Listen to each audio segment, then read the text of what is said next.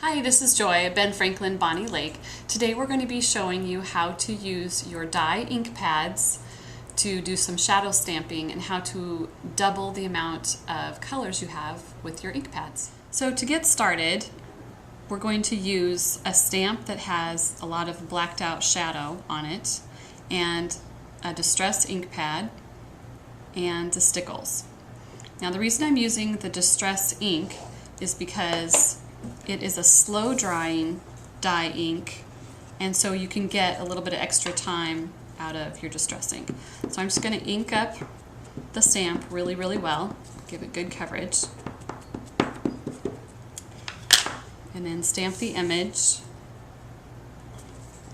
And this one doesn't matter as much, I just like to give it a good press and get the ink off of it, and then use the second stamp and it gives it a lighter color.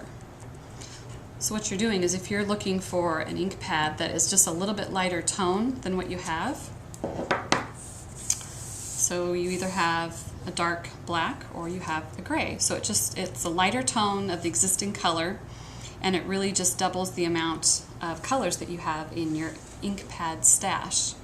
I love this technique because it can just give you such a really pretty tone to your image, and then you can embellish it so easily using like the stickles. And I just like to go in and just add a little bit of color, and I just kind of tap it around in all the flowers. I'll show you the technique real quick, and then I'll show you what it looks like when you're all done.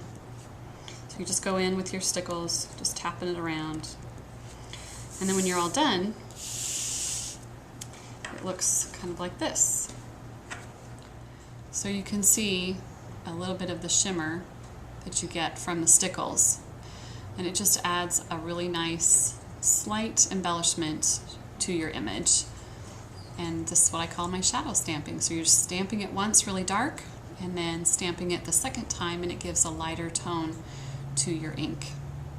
Super fun to do with these shadow stamps.